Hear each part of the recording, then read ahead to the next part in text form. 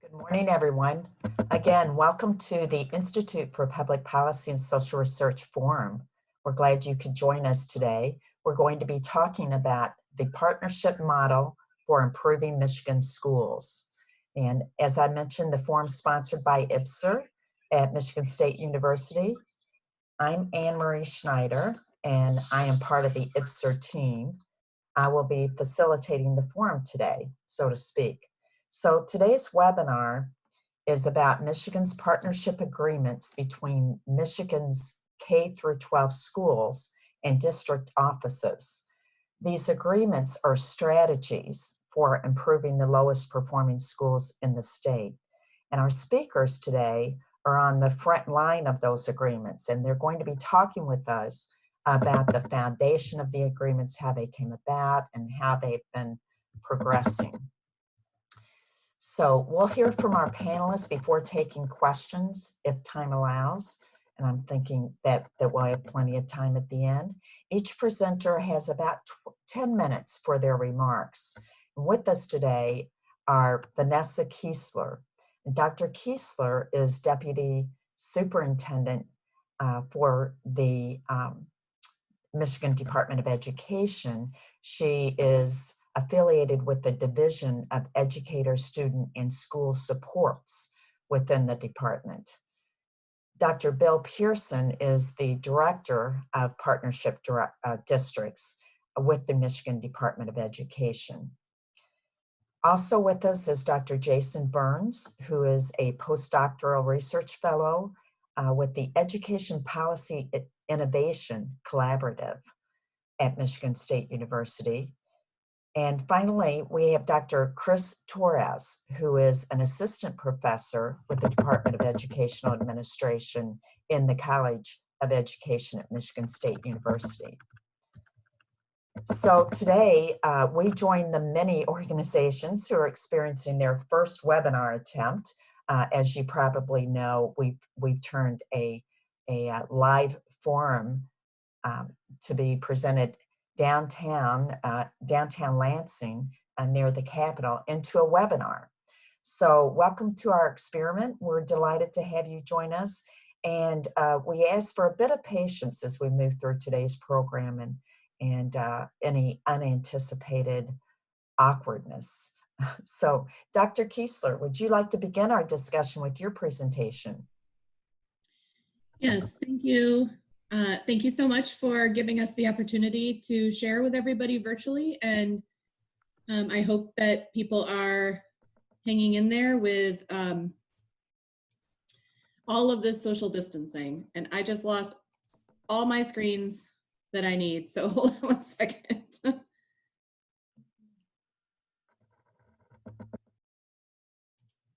I actually specifically lost my Zoom screen somehow. We see you. That's good. I will keep smiling while I'm trying to share my screen, which is what I'm having. Hold on. You know, we've been doing Teams meetings at the department endlessly, and I've gotten really good at this, but we use Teams, not, I've gotten pretty good, not Zoom. And so I was like, well, I'll be fine. And now clearly I am not. Well, I can understand. I'm sure there are many with us who can. We've been switching back and forth on the different platforms. So Okay. we will stick with you. We're so happy to have you on the panel this morning. I was finally able to find where my screen went. So that is good. And now should be able to do this. Okay. You see my screen? I do. Very, very good. Very good. Okay. I apologize for that. As Anne Marie said, I'm Vanessa Kiesler. I'm Deputy Superintendent at the Michigan Department of Education, and I'm really excited to have an opportunity to talk a little bit about the history of the partnership district model. This is something we've been working on for several years at the department, and I don't get as much opportunity to talk about it as I did for a while, so I'm excited to be here and share. So school turnaround efforts. For this, I need to go back in time just a little bit to you know, really through the early 2000s into the race to the top, and then the ESEA flexibility. Those pieces of legislation from the federal level put a focus on different types of school turnaround. Obviously, we've been asking the question of what to do about low performing schools and districts for years. It was a core component of No Child Left Behind as well. But these efforts really escalated around the race to the top time. And that was when some of this bottom 5% pieces came, along with stricter federal guidelines and regulations around what needed to happen when a school was identified as low performing or bottom 5%, or there's been different names, priority schools, that sort of piece. So there were a number of things happening nationally around turnaround. And I think the thing to recognize too is that turnaround is hard. If there's something we learned from the school improvement grants, from all the ESEA flexibility, priority and focus schools, all the research that's been done on that, it's that turning around chronically low performing districts and schools, helping them have the capacity, the assets, the resources that they need is not easy work. There's no silver bullet, there's no simple solution. If there were, we would have obviously employed that years ago. So when we look nationally at what states were doing around turnaround, there was a number of strategies, and again, they were things we probably tried here too. So professional development, you know, that we need to train our staff, things around schedule changes, we need longer days, we need more after school, we need year-round school. Leadership and staff layoffs, this was a prominent feature of the SIG grants and then some of the early ESEA flexibility requirements, that if you were named one of these persistently low performing schools or persistently low achieving schools, you had to lay off principals, you had to change principals, you had to get rid of a certain proportion of staff. That was one of the models required by the federal government. Obviously those were A, not wildly popular, and B, plagued with some problems, like maybe the principal who was there when the school was tagged as low performing had just been brought in to do turnaround efforts. So there was a lot of kind of figuring out how to implement those pieces. And then a lot of work around curricular operational changes. You know, we need to use more scripted curriculum, or we need to have a different management. There was this component to that law at the time, and some relationship to the idea of changing to a more of a charter structure or with a management group. So there's a lot of things that people were doing nationally, but one of the key things that was consistent is that very few of these things had really consistent positive outcomes. Again, going back to my big point that this work is difficult. So Michigan, much like many states, we went through all of this. We had our persistently low achieving list, then we had a priority list, we had all these schools. We followed New Orleans and Tennessee and created a school reform office with this intent of a statewide takeover district.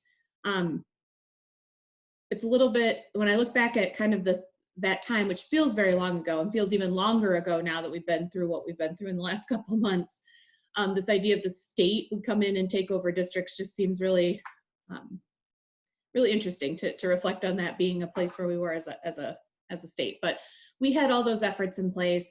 We had named lots of priority schools. We were naming every year. People were getting supports. But in the spring of 2017, we said, you know, listen, this isn't working. Like, we're not getting this done. And part of the reason it's not working is because we focus too much on labeling and sanctioning. That is the core philosophy of many of the accountability models from the federal level, was this idea that if you label and sanction schools, they'll get better. That was underlying NCLB as well. And what we've seen over years is that does work for a school where just an acknowledgement of a problem was all that was needed, that's okay. But for districts and schools that have really deep-seated challenges, as well as districts and schools that have often been hit by economic decline or other factors, you know, just further labeling and saying, you know, well, you are a priority school and you're a persistently low achieving school and you're failing AYP, like this was not helping. I've been at the department since 2010. We have built and rolled out 8 different accountability systems. If you can believe it, 10 years there, 8 different accountability systems. And the biggest consistency is around who's low performing. It doesn't matter what the system is, the same group of schools keep coming up. And so thinking about, we need to, it's not what we're doing right now is not enough. And maybe it's a fundamentally flawed model, probably is a fundamentally flawed model. What else can we do? And out of that, the partnership model was born. Then State Superintendent Brian Whiston said, you know, we need to sit down with districts and develop individualized plans that take into consideration their local context, because it's different. What's going to work in Flint might not work in Detroit, or fill in the names of cities. We can't just continue to assume that one size fits all works. And moreover, the plans need to be based with community support. They need to be broader. We need to think about the whole child. And we've done so much work as a State Department, as a state, since 2015 and the Every Student Succeeds Act in talking about the whole child, that it seems almost a little weird to me to remember that there was a time when we did not talk whole child at all at the state level. It was primarily, I mean, we talked about some of the supports, but in terms of identifying schools and then giving supports, it was all academics, it was all assessment-based measures, or graduation rate, attendance, those sorts of things. And this, while we would say the whole child matters, none of our systems supported that in a coherent way.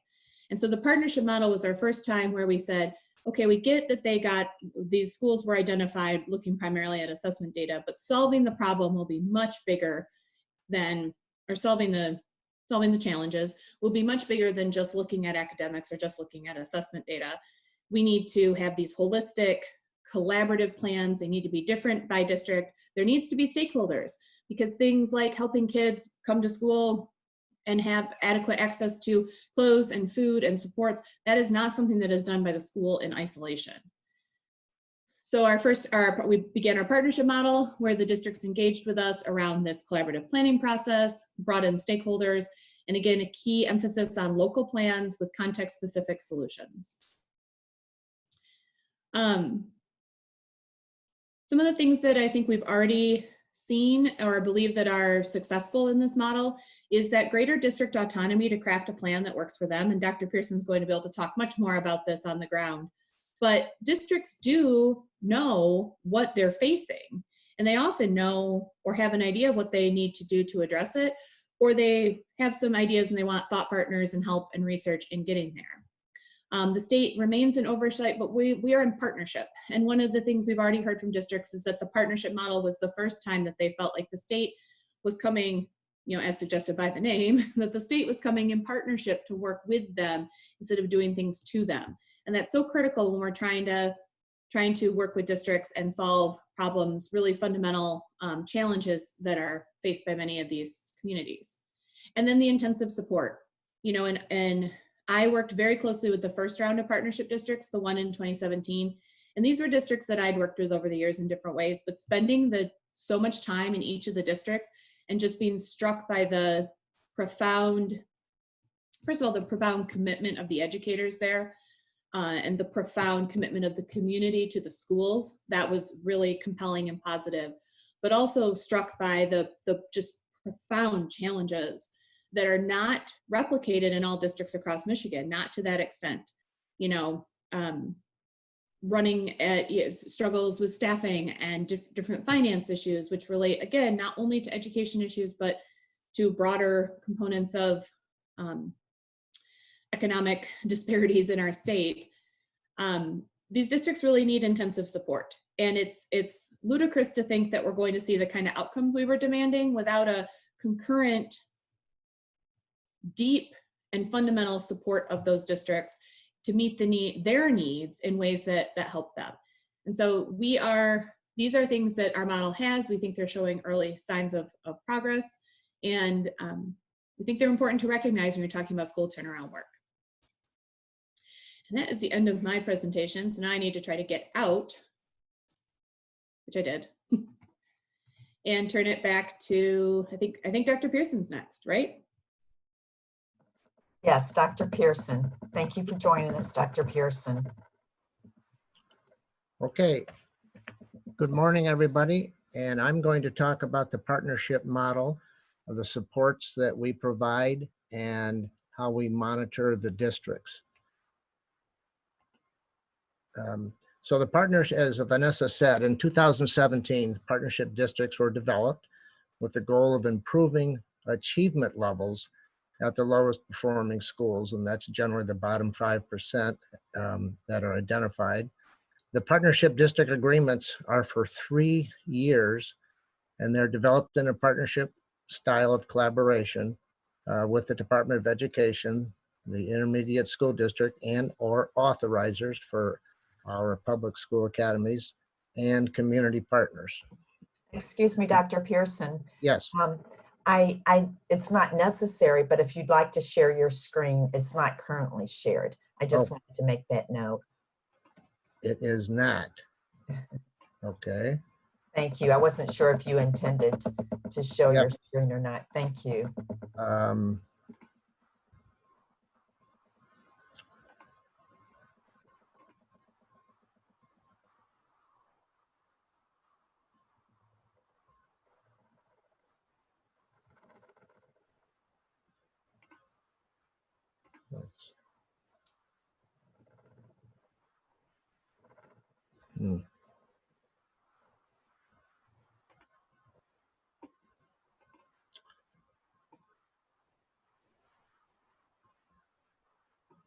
No.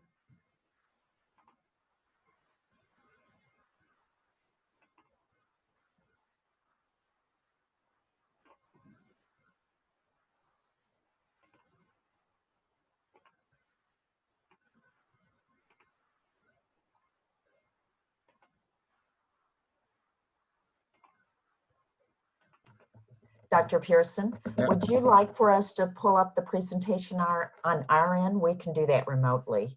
I think I should have it.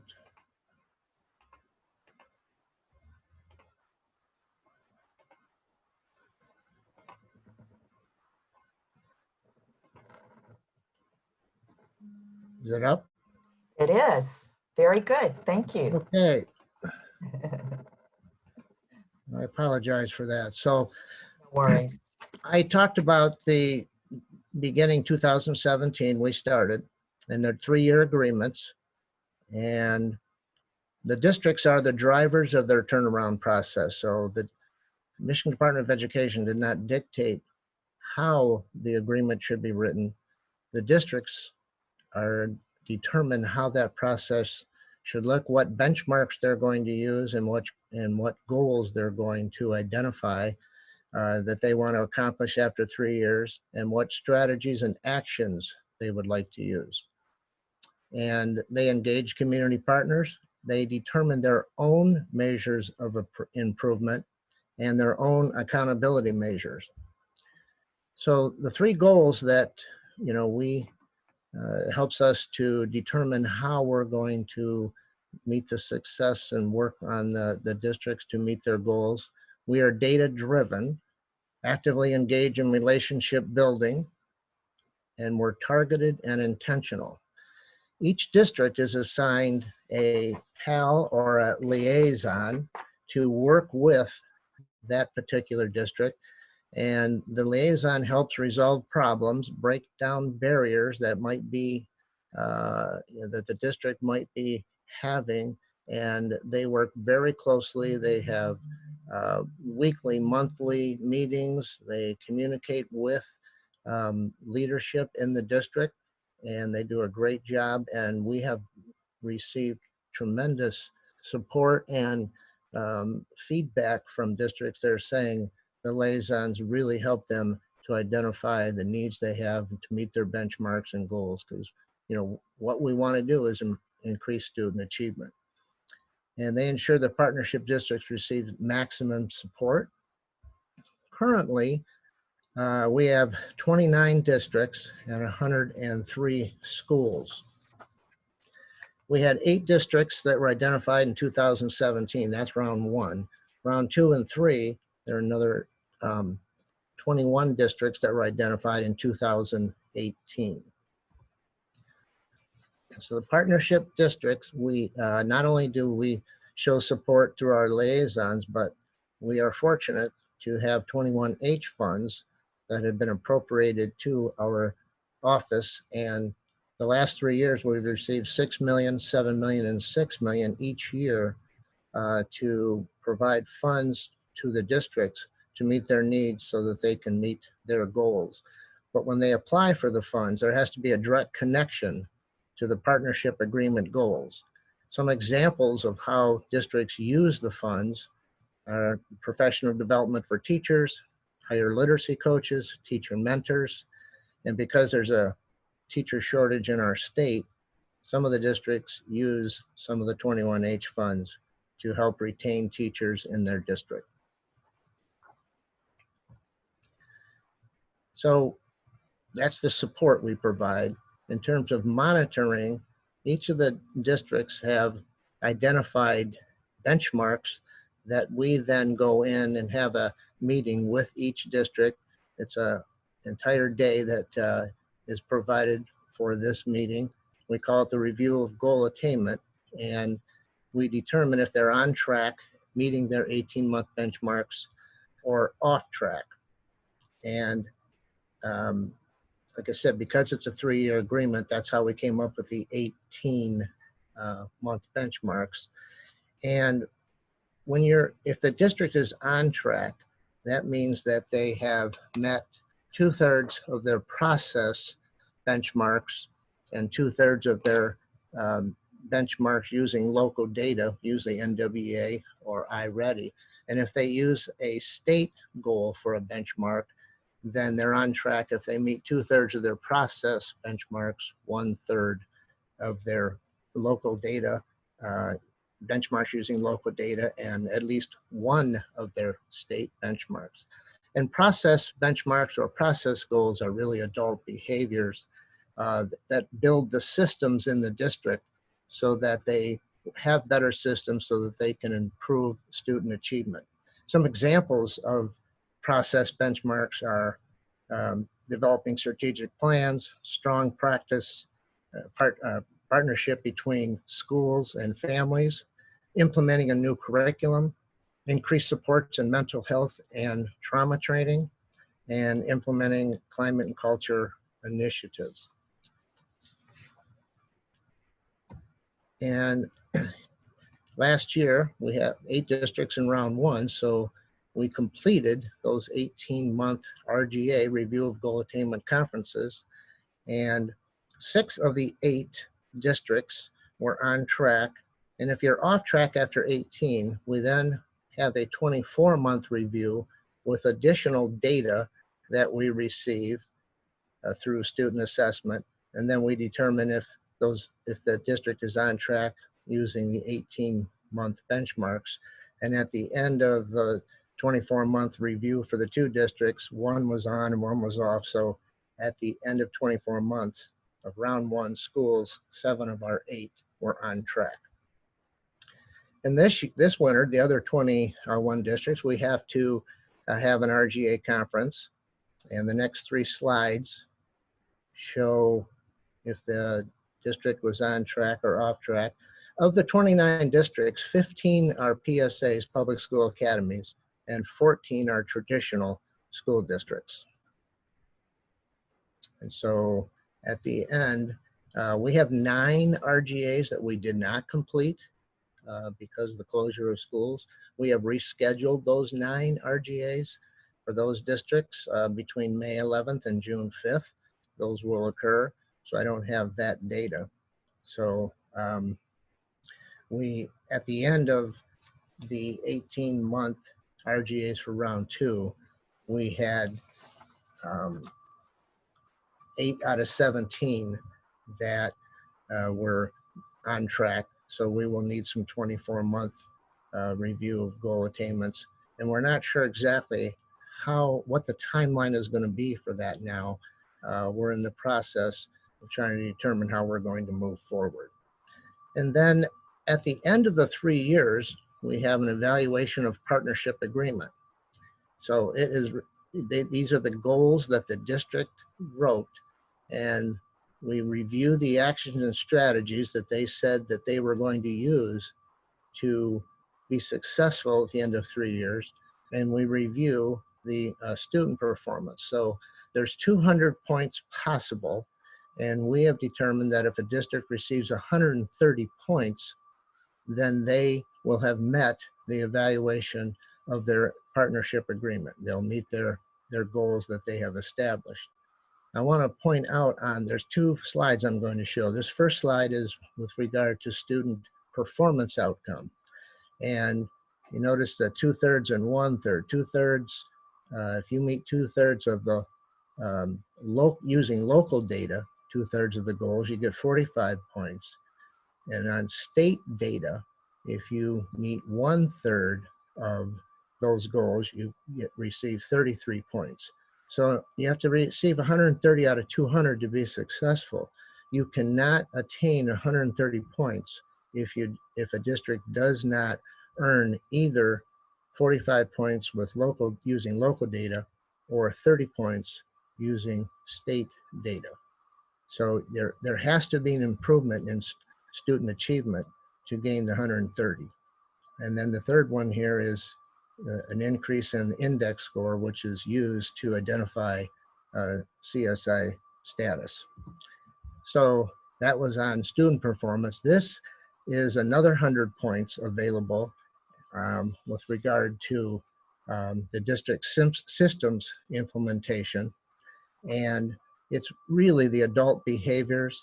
As you can see here, it's what they wrote at the beginning of their partnership agreement. They have actions and strategies, and we're going to evaluate, did they meet those actions and strategies, and then did different organizations, different groups support that. And they have to have 2/3 to meet these 2/3 of the process goals that they've indicated in the actions and strategies. And I anticipate that a lot of the districts will get the 100 points in this regard because the liaisons have worked diligently with the districts, and we have monitored their progress and broken down a lot of barriers for them to build the systems and put them in place so that they can be successful. Then round 4, since we had round 1 and 2 and 3 initially, round 4, now districts can be identified when that occurs as a CSI school, either through federal or state metrics, because now we have the A to F grades. And if a district or a school receives an F in proficiency growth or similar schools, then they would be identified as a district that needs CSI help with regard to the state metric. And the federal metric is based on index scores. And I won't go into how we determine that, but so every 3 years, we identify schools that would have a CSI status and would be involved in a partnership agreement using the partnership model. That was going to occur this fall, 2020, but since there will be no assessments in schools with school closure, that has been moved to the fall of 2021. And it involves the bottom 5% of all schools. And I would also like to include the graduation rate when we identify schools. Any school that has less than 2/3 of their kids graduating as a component of CSI status. There are very few schools that do not graduate 2/3 of their students. So that is my presentation. Very good. Thank you to both you and Dr. Kiesler. Before we move on to Dr. Burns, I just want to mention that you do have a Q&A option. So our panelists can offer questions at the bottom of their screen. They'll see a Q&A and they just tap on that and submit their question, and we'll take a stab at those at the end of our presentations. Welcome, Dr. Burns. Hello.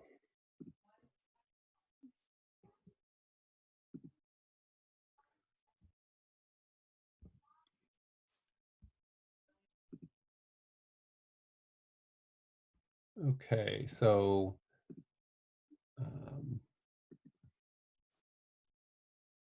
Can everyone see? Oh, wait.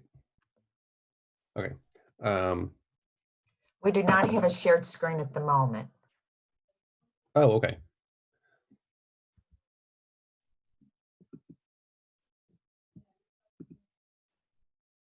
There you go. We've got it now. Thank you.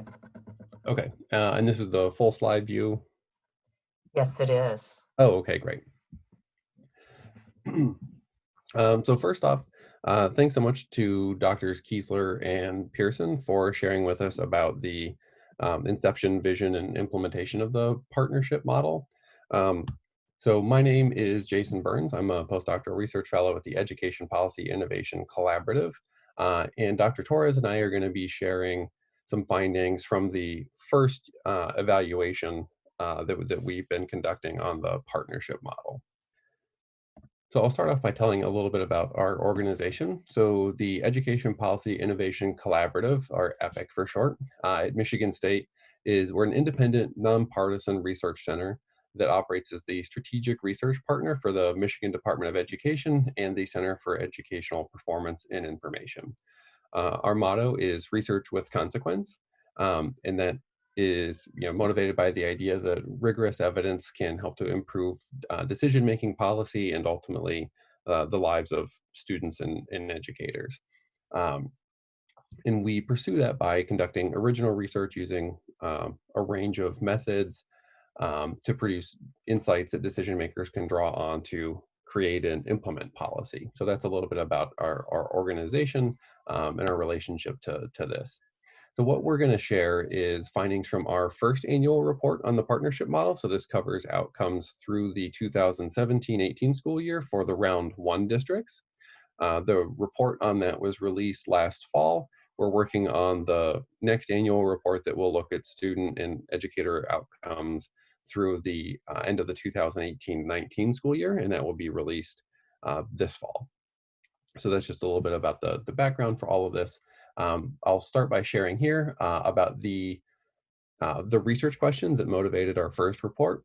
And those were, how was the reform intended to work? How did schools, districts, and educators respond to and implement the partnership model? And what factors explain some of the variation in those responses? And then also how partnership has changed education in partnership schools and districts. And we explored those research questions using a range of data sources and methods. So to start, we have what we call administrative data. So these are the records that are routinely collected by the state on students and educators. So this is things like attendance and student achievement and educator certification and evaluation and where they work and things like that. So we analyze those data sources using a method called an event study, which is a regression-based statistical method that allows us to estimate the impact of, in this case, partnership on student and educator outcomes. We also analyze survey data. So we, as part of this ongoing research, we administer a survey to all teachers and principals in partnership districts across the state each fall. And so the survey data that I'll share here is based on the first round of surveys. And so from that, we received responses from a little over 2,700 teachers working in partnership districts and a little bit under 100 principals who are working in partnership districts. And the analyses that I'll show you are descriptive, meaning that we're looking across all of these surveys to identify general patterns and to get at what is typical of their experiences and perceptions. We also draw on a range of qualitative data sources. So these include superintendent interviews. We interviewed the system leaders of partnership districts. For the first year report, we got 21 interviews, and that covers about 2/3 of partnership districts. We also conducted 3 case studies where we went to 3 different districts and schools, and we interviewed people at the district level, the building level, at the classroom level, any community organizations or partners that they had been working with to get more deeper insight into the lived experiences and what's happening in identified schools. We also conducted several interviews with state stakeholders from a range of state level agencies. And we also analyzed the partnership agreements, the documents themselves. And we did that analyze these qualitative data sources primarily through descriptive and thematic coding.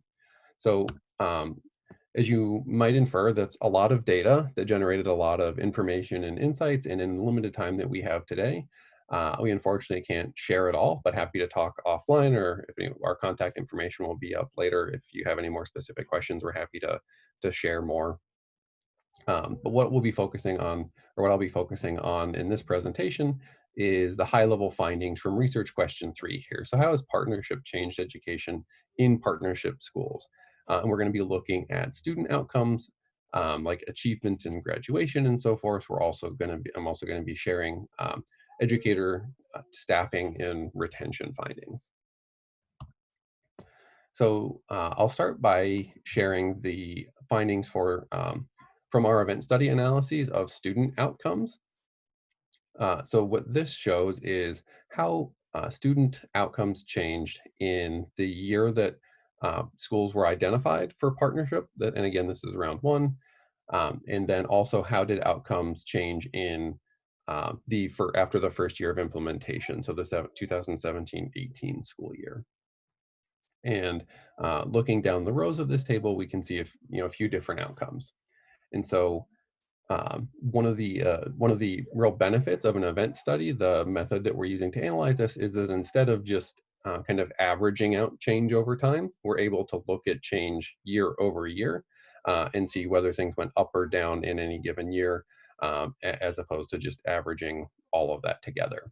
And so what we see is that looking at the first 2 rows here, so math 3 to 8 achievement and ELA 3 to 8 achievement, so these are MSTEP scores. MSTEP is the suite of assessments that are administered to students statewide in grades 3 through 8.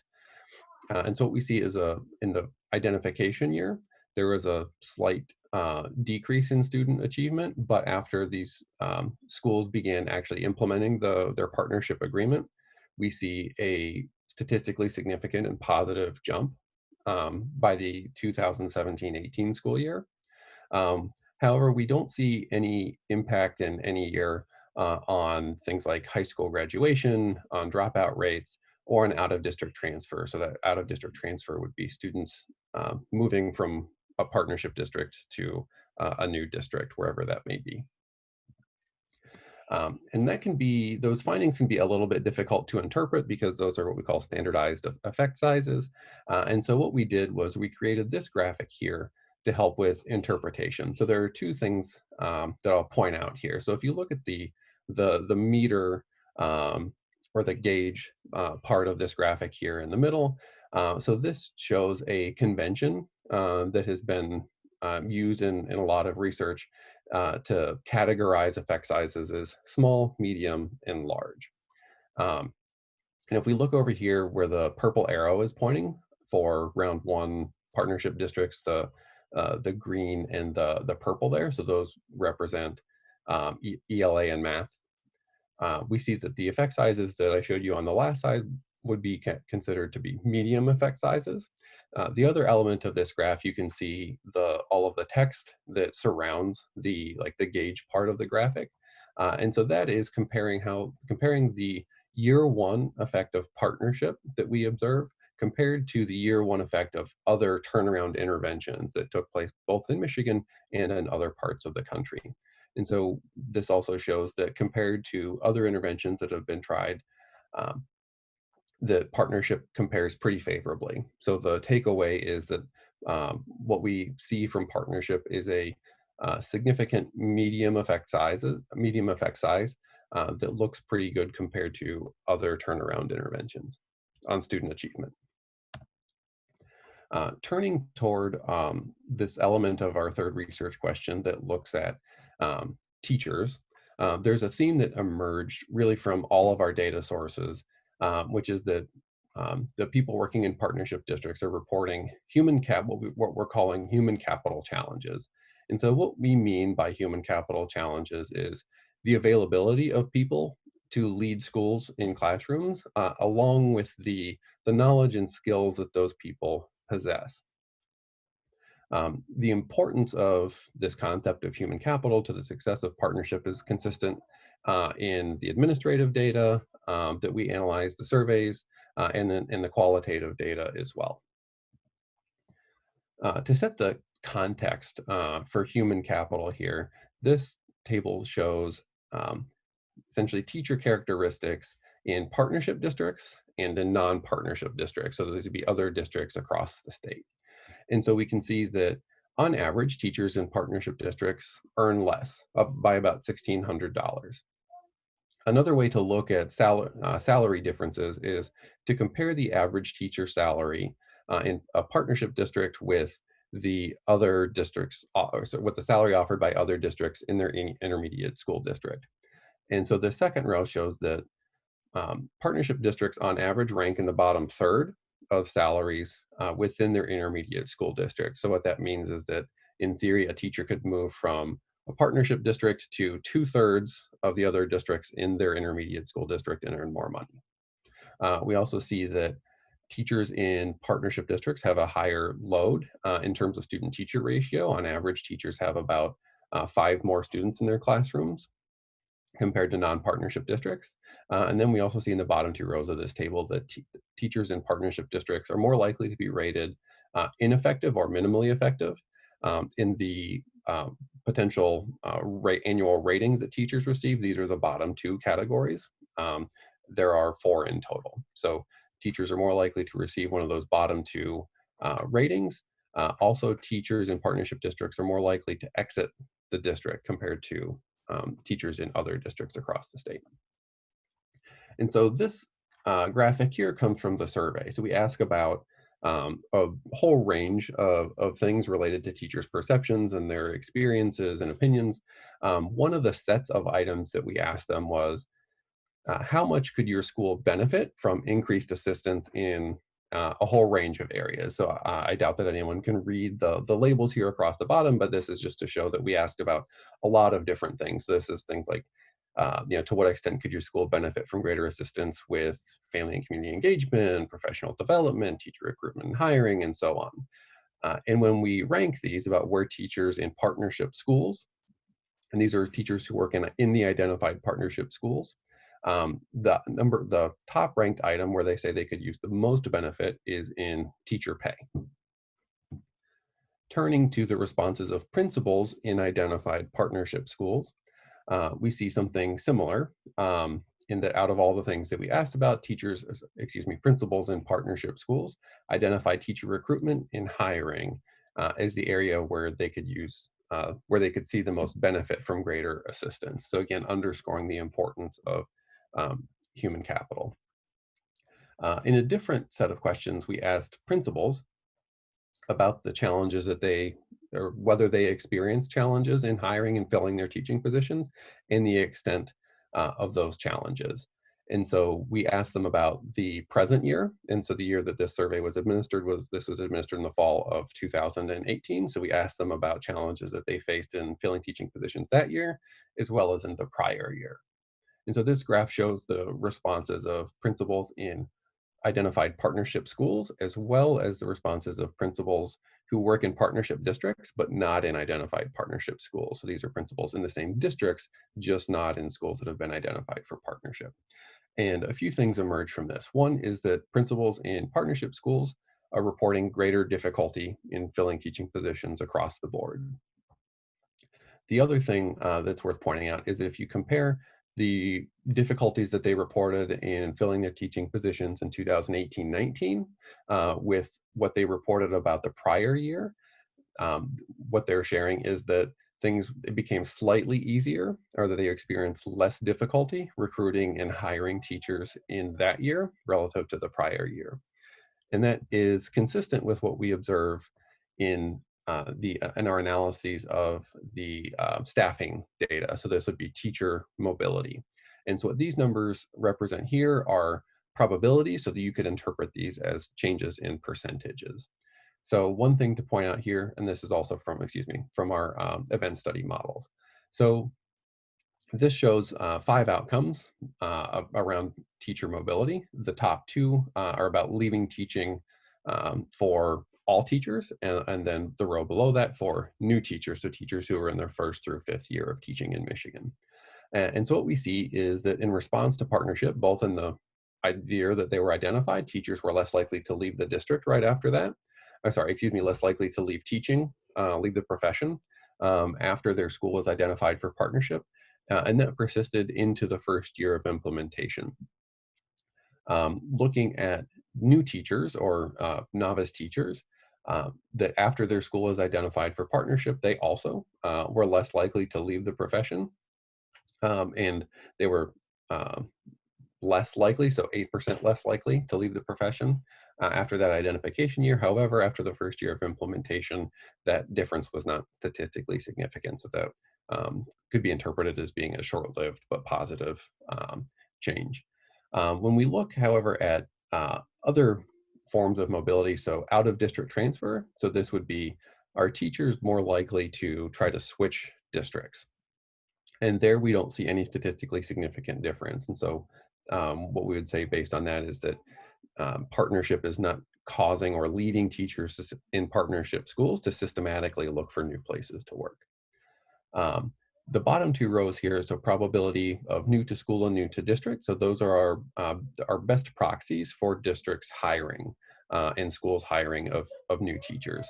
And so what we see is that really by the end of the first implementation year, there had been an improvement over the prior year, meaning that it appears that in the first year of implementation, partnership schools started to hire, partnership schools as well as districts started to hire more people, more teachers. And so that wrapped up the part of the findings that I'm going to share. And so now I'm going to turn it over to Dr. Torres to share about other elements of our report. Thank you, Jason, and thank you all for being here with us virtually. Can you see my screen? Yeah, I assume so. Okay. So Jason talked a little bit about how we're mainly focusing on one big theme around human capital challenges that emerged across all of our data.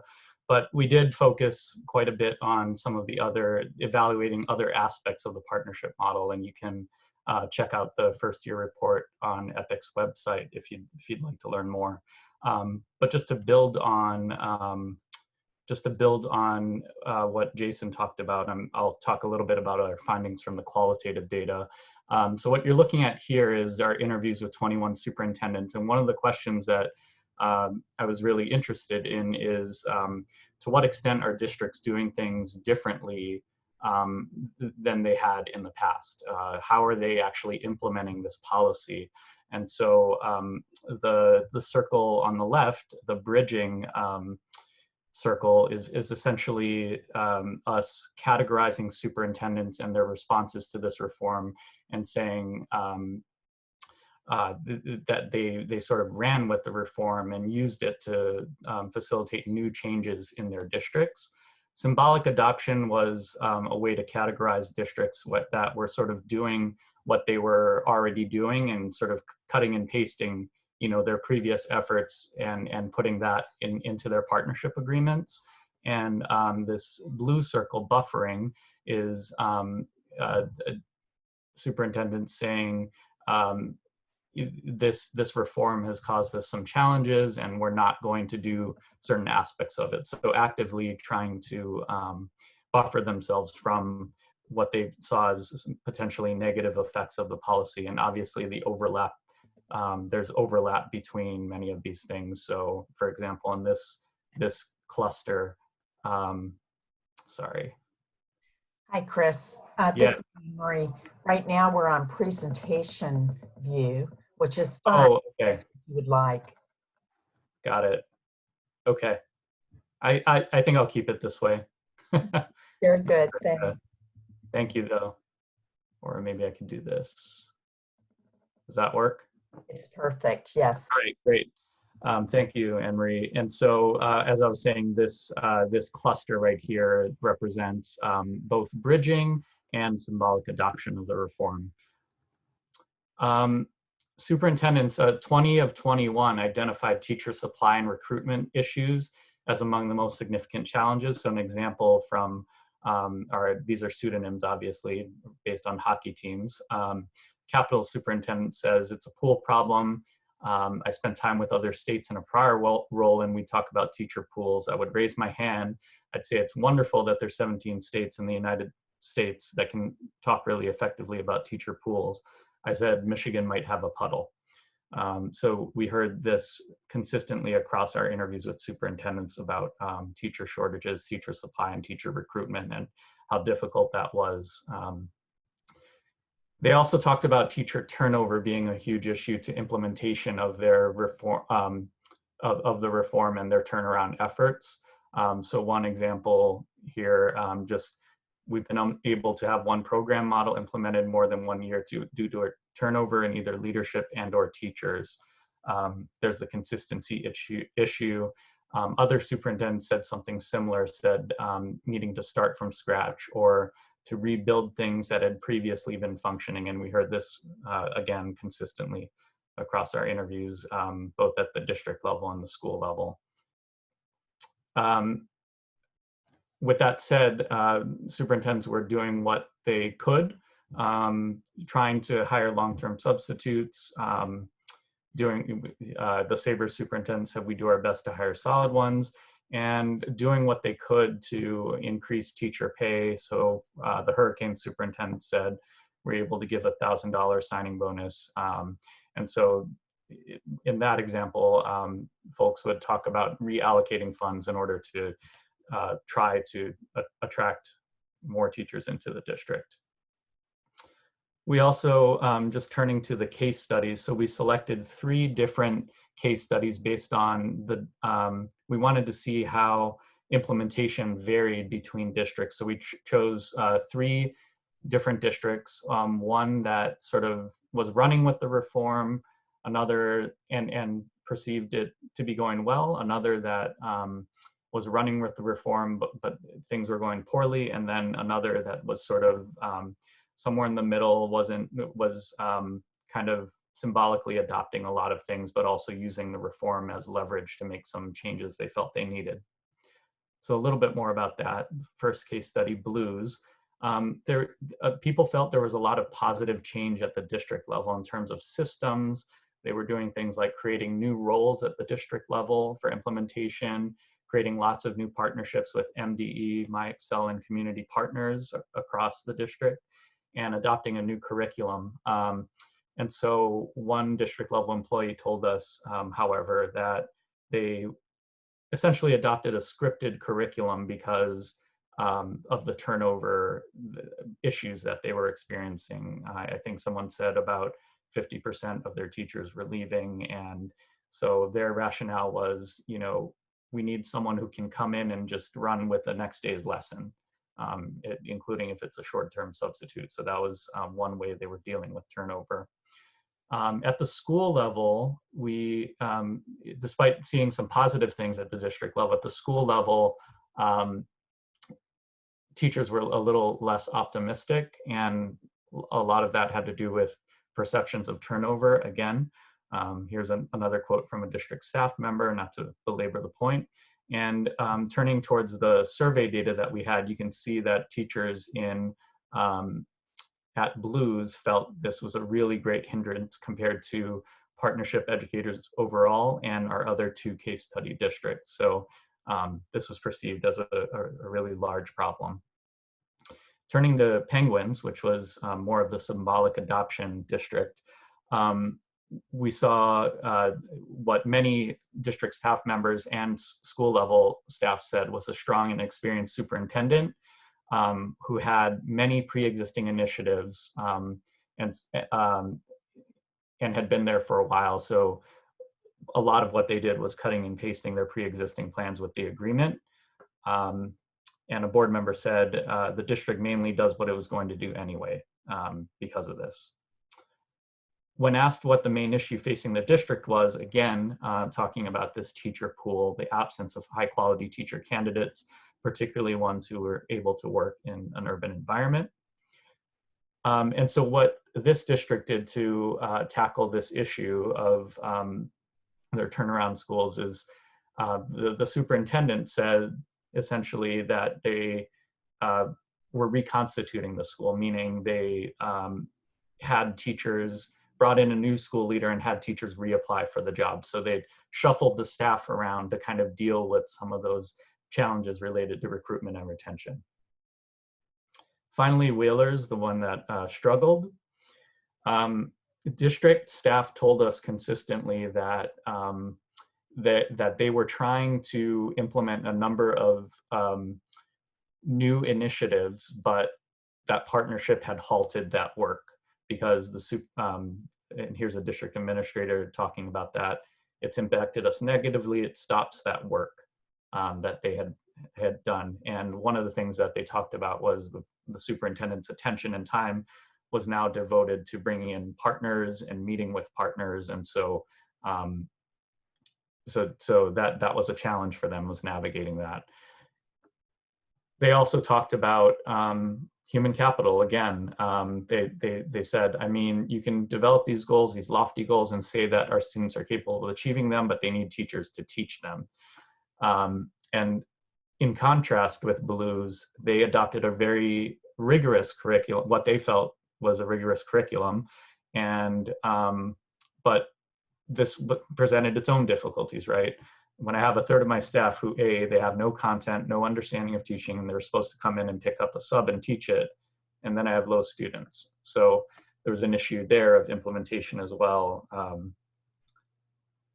And finally, just a couple of policy considerations in light of what we discussed. Human capital challenges may be largely unaddressed by the model. Resource constraints are certainly plaguing partnership schools and districts. And it's harder for partnership schools and districts to compete for teachers based on salaries. And despite these constraints, we see some initial positive trends due to partnership based on what Jason had discussed. And with that, I'll turn it back over to you all. Thank you.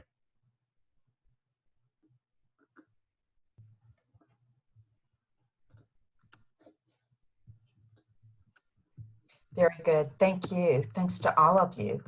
So we have received a few wonderful questions, and I think I will just put those out to the panelists because I think any one of you would likely be able to respond. So let's look at, I guess I would first say, given all of the presentations, is there anyone on our panel who would like to follow up with any of the comments made from the other panelists? Okay, we can move right into the questions here. So one of the questions that came up, you might have predicted, but many of the partnership schools are located in economically disadvantaged districts made up of children of color. So we're wondering how the partnership districts are helping students, especially during the COVID-19 closures, and but in particular with the general lack of technology in many of the homes and lack of internet access in many of the student homes. What is the MDE's approach to remedying this equity issue?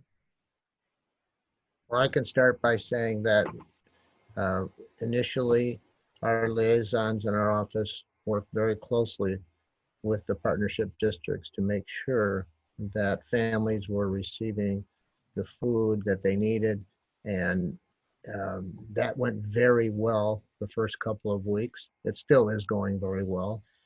Then most of our districts have 21H funds that they can utilize for 3 years. And so we sent an email out indicating that if you would like to modify your 21H funds that are available to you to specifically, but not limited to, but specifically to purchase Chromebooks, computers for students, and or additional staffing or additional materials that you might utilize for summer school, because some of the districts will have a prolonged summer school number of weeks, because that would be good for their students. So basically we offered modification with 21H funds, and we're making those determinations now. And of course that has to match their goals.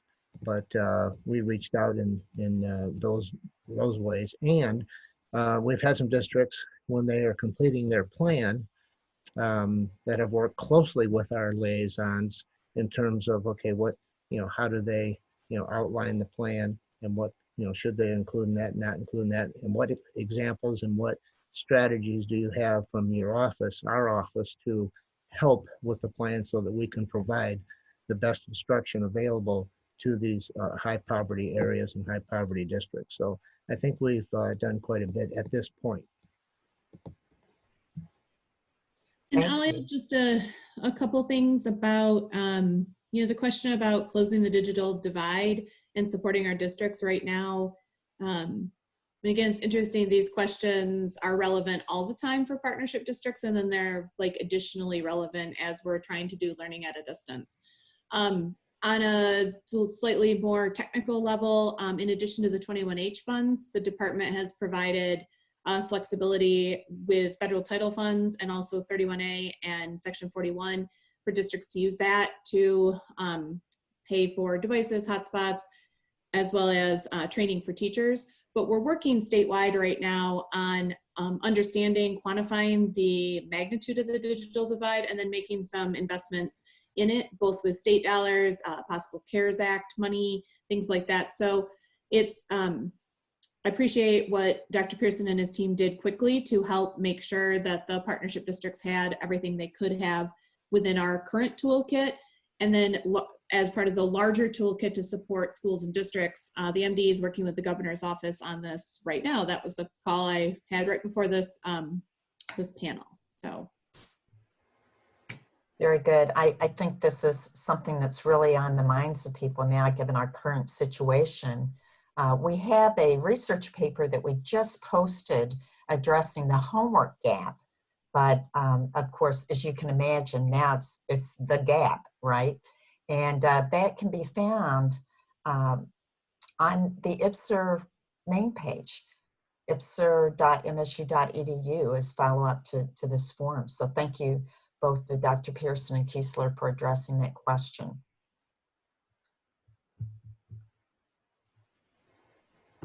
Okay.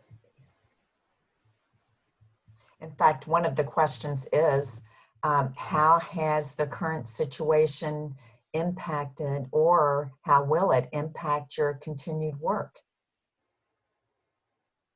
I believe they're referring to the research that's being done, as oftentimes research is duplicated or duplicative, and this is a time that we hope is not duplicated. So are there particular precautions or measures that you're taking that are unique to this current situation? Sure. So I can take a first stab at that. So on the research side of things, that obviously impacts us in a couple of ways. One is just on the data side. So with schools being canceled and with testing being canceled, that means that the our ability to measure impacts for the 2019 and 20 school year is going to be really limited. The decision to do all of that were rightly made with public health in mind, but in terms of following the effect of the intervention, so we saw encouraging findings from the first year of implementation. We're working on the second report that will look at how things turned out in the second year of implementation. But if that positive trend or that positive bump continues, it's going to be hard to follow it into this year. And that is, I think, going to be important, especially for policymakers as they're making decisions about allocating resources and things like that.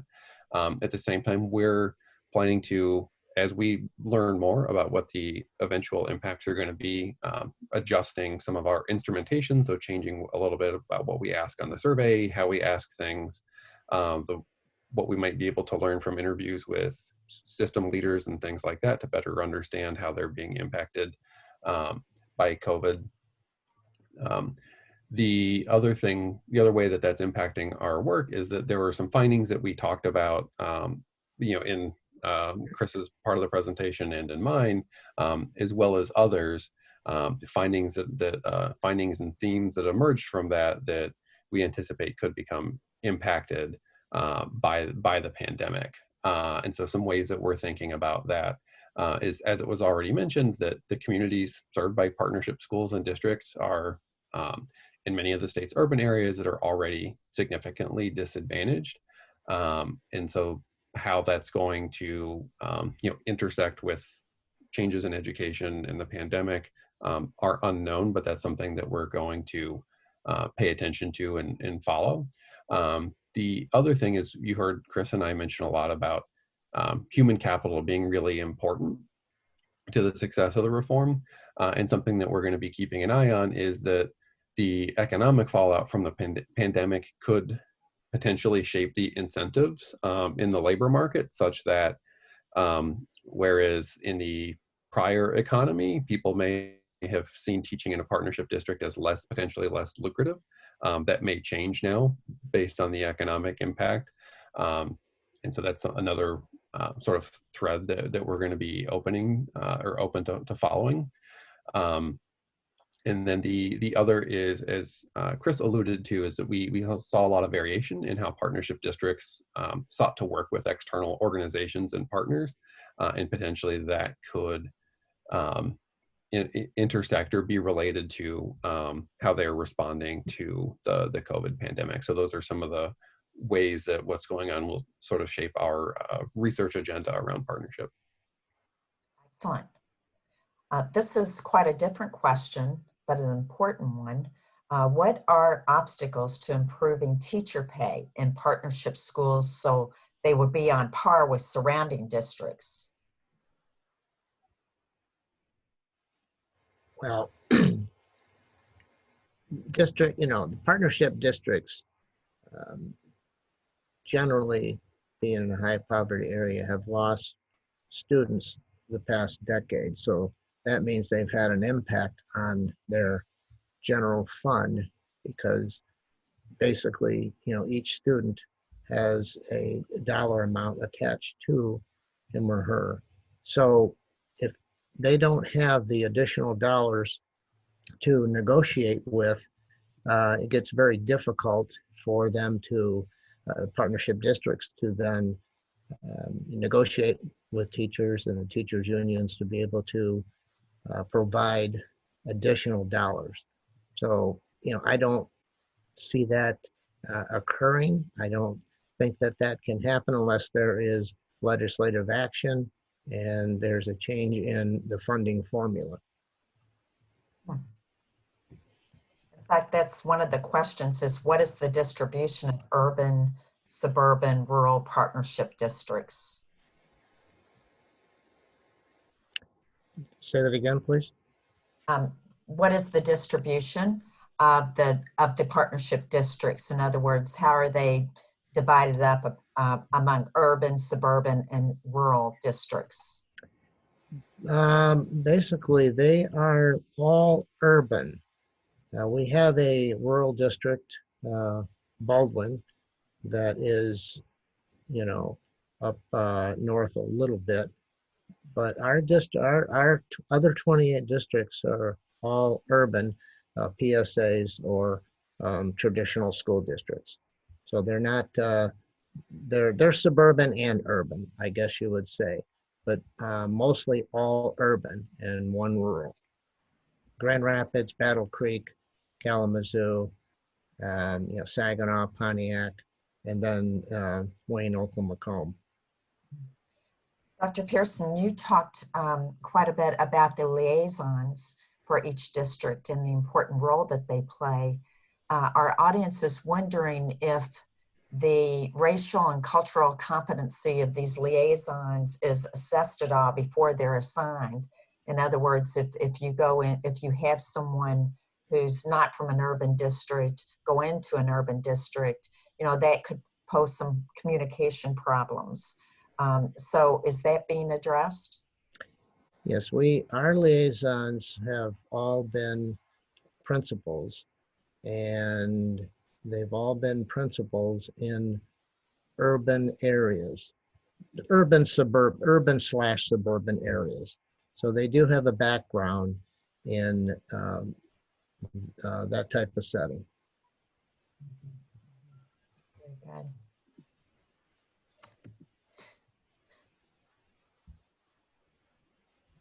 What do you see happening after the 3 years of the partnership? Will you continue in some form or fashion, or will it come to some sharp conclusion? What do you see happening? Well, Vanessa can, chime in on this, but we are required to identify the bottom 5% of schools. So I believe that we would then have rewrite a partnership agreement with a district that either did not meet the EPA requirements or was identified again in the bottom 5%. And if it's a new school and a new district that is identified, then we would write an initial partnership agreement, and we would move forward. And I think that if a district is identified again and was not successful meeting their goals, that there should be some more intense support for that district if that occurs in round 4. Okay, very good. Thank you. Dr. Kiesler, you had made reference to the whole child, that now there was that language within the department. People are talking about addressing school education needs for the whole child. You also stated that the districts are feeling like the state is with them. We're not coming in and telling you what to do. We're doing this together. We're a team. We're working on this together. We're wondering if you see this as possibly bringing about an overall new culture across districts, whether they're within the partnership or not, and how you see this new foundation of a relationship between districts and the individual schools changing as a result of the partnership.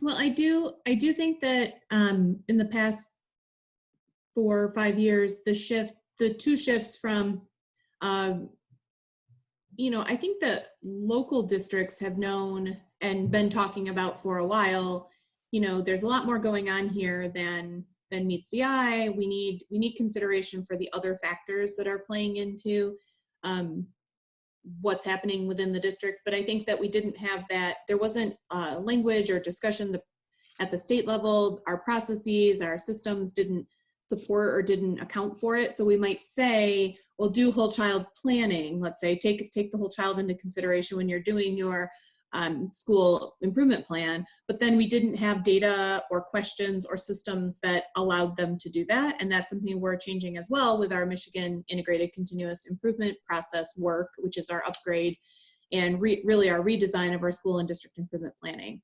So I think there's just a lot more beyond just recognition at the local level. There's recognition at the state level, and even more than recognition, we've changed our processes to go along with our promises. I think that helps.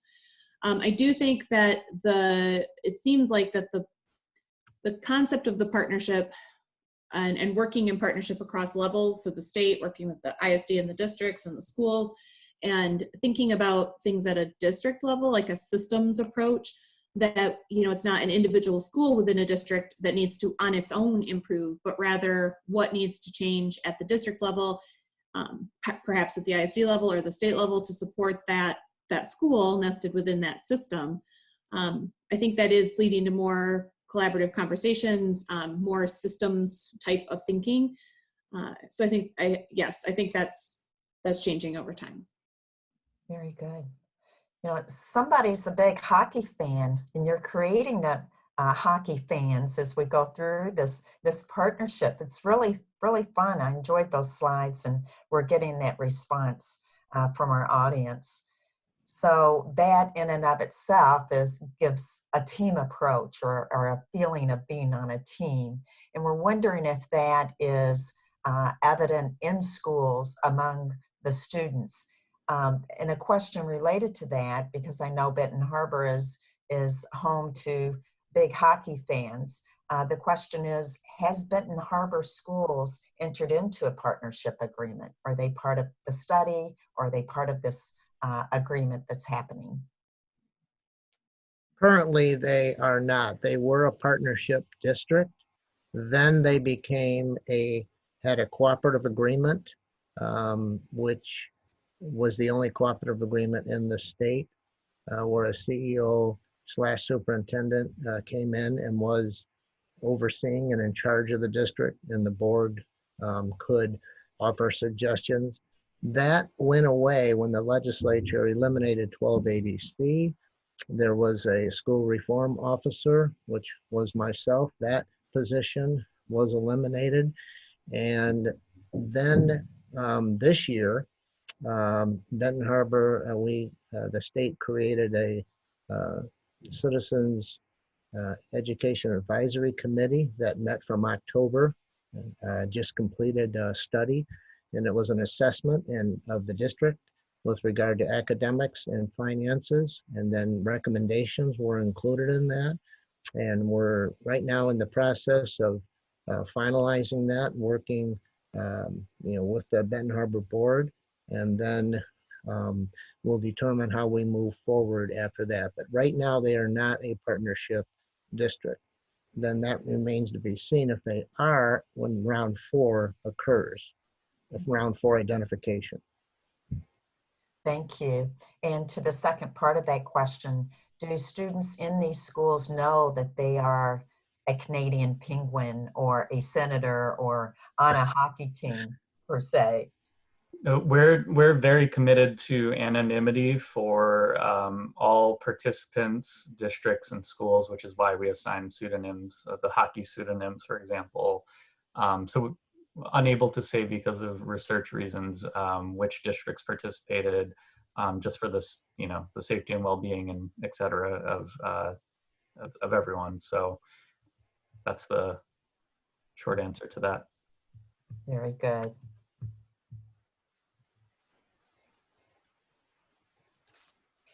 One of the questions that we have is looks at the recruiting and the hiring differences between the years 2018, 2019, I believe it was, that there is teacher stability. I believe Dr. Burns, you spoke to this. In general, why do you think that is? Do you think it's being part of a team? Do you think it's the positive changes that seem to be taking place in the schools? What do you think is bringing about that retention? And the recruiting, the successful recruiting to the schools as well. So in terms of the mechanisms around retention and recruitment, we unfortunately can't say much about that with the data that we have. As the study continues and we get, we'll have more survey data, and so that will let us look at sort of climate within school and responses of individual teachers and link that to mobility and leaving the profession and things like that. So in the future, we'll have more of an ability to unpack the mechanism side of things. One thing to loop back around to the findings, though, is that while we do see a positive impact in that mobility appears to be reduced and retention and hiring appear to have bumped up some, that is more a difference of degree rather than kind. And so we wouldn't say that their problems are solved in the 2018-19 school year. Those problems persist. Thinking back to one of the earlier slides, that teachers in partnership districts were a little over twice as likely to exit their district relative to non-partnership districts. So that difference has decreased some, but that doesn't mean that sort of the problem has gone away.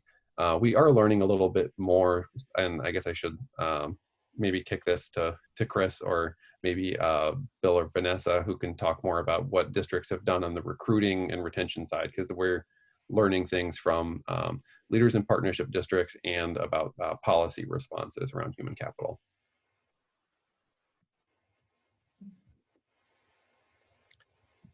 Well, as I indicated, some of the 21H funds that have been allocated to the districts have chosen to provide additional dollars to teachers to maintain and stay within the district. It really is difficult in our 29 districts to not only retain the staff, but to have certified teachers in all the positions within each individual school that is part of a partnership agreement. And we're running into, there is a shortage of teachers, and we're running into that shortage in the partnership districts. So we have provided that support to districts that wanted to use dollars to help retain teachers. It is an ongoing problem that is going to take a number of years to solve. Do you know if any of these schools are Teach for America schools? I do not. Very good. Yeah, and the data that we receive, we don't have anything that indicates whether someone's been hired through Teach for America or anything like that. We have learned from system leaders about them working to develop partnerships with local universities and things like that, where they can take some staff who already work in the district, but maybe they're teaching assistants or classroom aides or something like that, instead of certified teachers, but putting them in programs through which they can earn their teaching credentials and become certified teachers. So we're learning a little bit more about those kinds of programs. We're running close on time here, but there is another question. There are partnerships, or I should say there are districts out there who are watching these partnership agreements in action and seeing some things they like, some positivity with these agreements. And many of those observers are wondering if there will be other opportunities to become a partnership school. You may have answered this earlier, Dr. Pearson, in your conversation as far as what will happen after the 3 years. But are there any windows for other schools to be a partner in this arrangement? And I guess finally, at what point will we put all of the best practices that have been identified through this partnership together, and will those be shared? Well, I will say a few things, and then I know that Vanessa probably has things to say because she is very articulate. So we are not going to identify new partnership districts until there is another round of identification.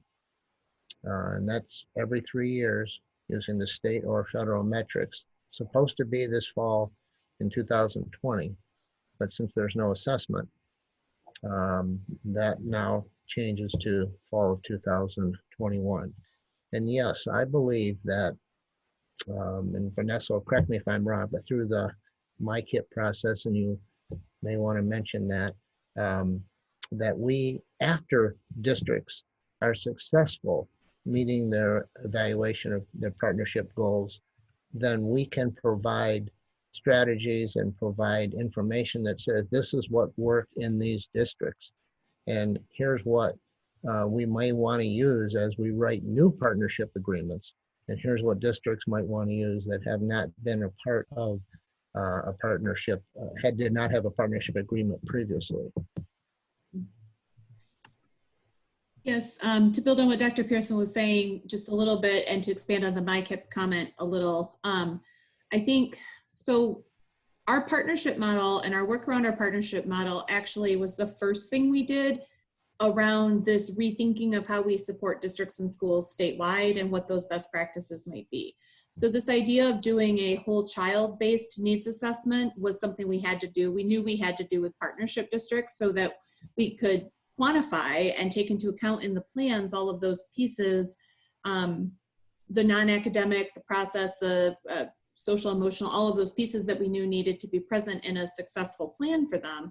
But we also know that's important for all districts. You know, all districts are delivering instruction and supports to students in a context, facing challenges, facing opportunities, or capitalizing on opportunities.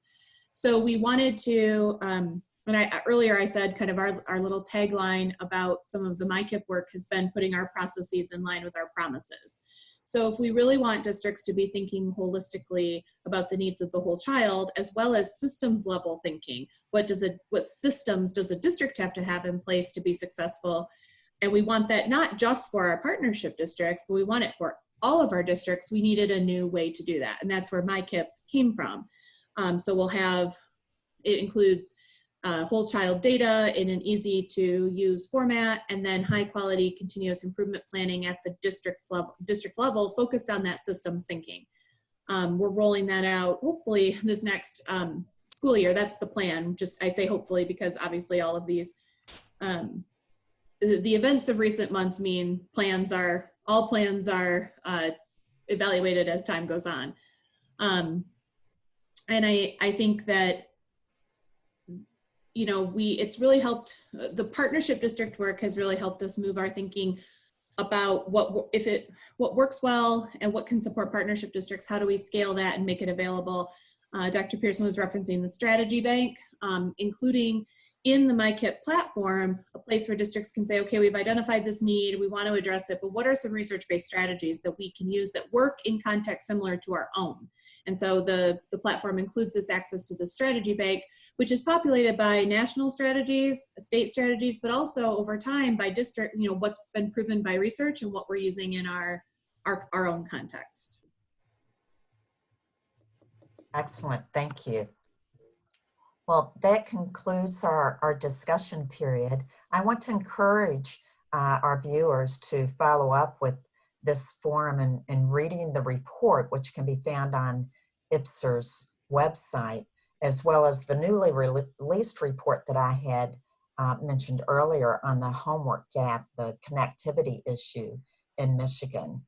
So those are going to be online for you, or they are currently. And then also we will post this video for people who may have not been able to be part of the whole forum or had a time conflict. So you'll be able to review this at a later date. When you close out of the meeting, you'll see a 1-minute evaluation, and I want to encourage you to partake in that. Given that this is our first webinar, we're anxious to read and get your feedback. I'd like to very quickly do a roundtable with our panelists. We're so grateful to have you and have your expertise here in our state in addressing these really important topics, not only that are making a difference right now in how we're viewing education, but I'm sure will carry us into a more successful future. So I'm going to, Jason Burns, you are first on my screen. So let's begin with you and have some, maybe a closing statement. Oh, okay. Sure. So I think to sum up the part that I had shared is that early on, after 1 year for the first set of schools that were identified, we see some positive outcomes after that first year of implementation. We'll see. We're unsure how that's gonna persist, but we do see evidence from some of our other sources of data that things are changing in buildings and in classrooms and partnership schools and districts. Thank you. Chris? Sure, could you repeat the question, Anne-Marie? Only a closing statement, if you'd like to reiterate a point that you've made, or just keep. Okay. Mm-hmm. Yes. Yep. I'll comment a little bit about what we'll do next year. Obviously, COVID-19 has sort of changed the landscape of things, and I think it'll be really important to understand how superintendents and other leaders in these partnership districts are navigating this crisis, while at the same time working to meet their goals, right? And so I think it'll be important to ask questions like, in what ways does the pandemic further disadvantage already struggling schools and districts, if at all? How are policies, practices, and resources in partnership districts evolving in response to this crisis? How is COVID-19 changing approaches to teaching and learning at the district level in terms of things like online and distance learning? And what are some of the common approaches that are being used? What factors enable or constrain districts' choices? Those are some questions, but I'd welcome feedback as well. Excellent. Very good. Dr. Kiesler?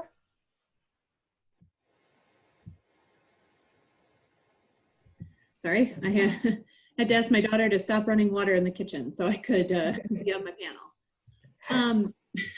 Well, I haven't heard one dog bark during this forum, so I appreciate that among our audience and our panelists. Thank you for thinking about those things.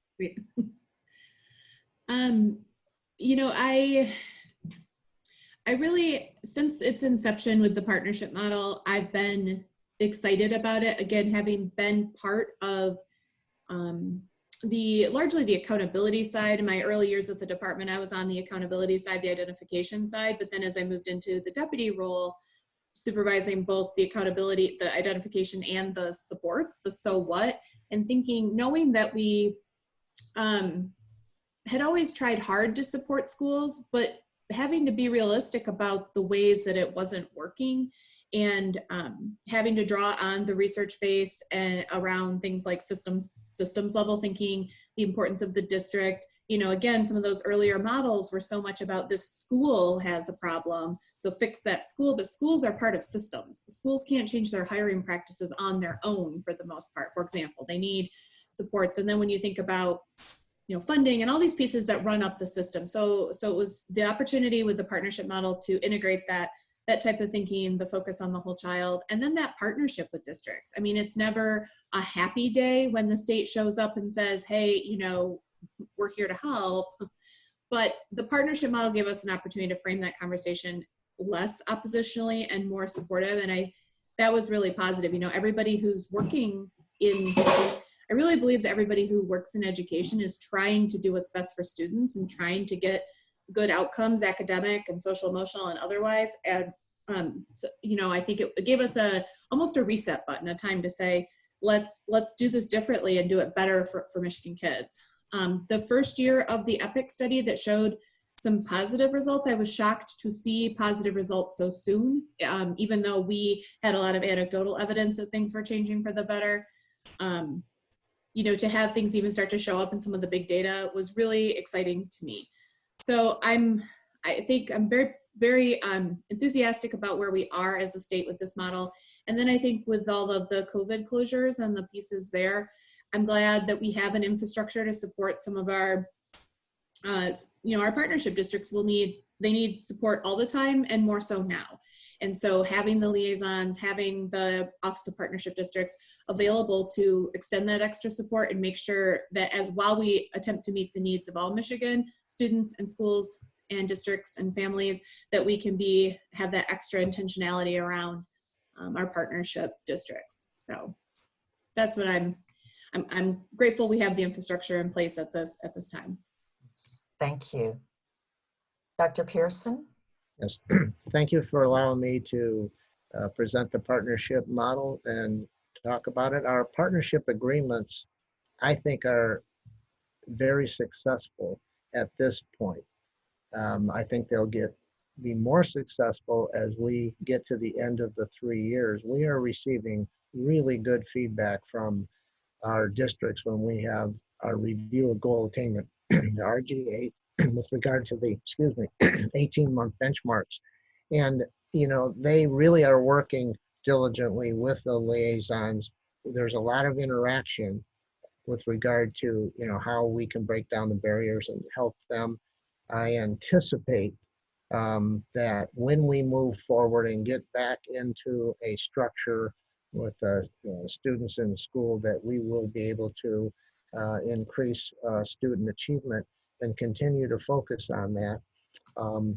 The partnership model, when it talks about the district is their driver of what they want to accomplish. They design their actions and strategies of what they think they need to do. They did a comprehensive analysis prior to writing the agreement, and they are in charge of determining how they're going to be successful and then what they should include in their agreement. And then we helped break down those barriers. So I think it's a very good model. I think it's been successful, and I look forward to continuing the work with our 29 districts. Very good.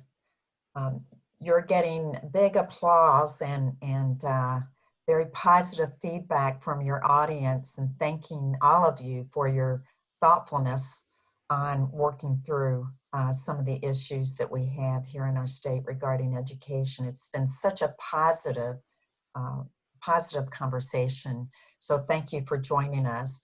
I would be remiss if I didn't give a special shout out to our forum task team here at IPPSR. Leah Owens, Cynthia Kyle, Millie Sharev. Thank you to Hannah Sweeney and Bailey Jortson. They've really helped us put these forums together through the year, and were with us all the way to the transition to a webinar.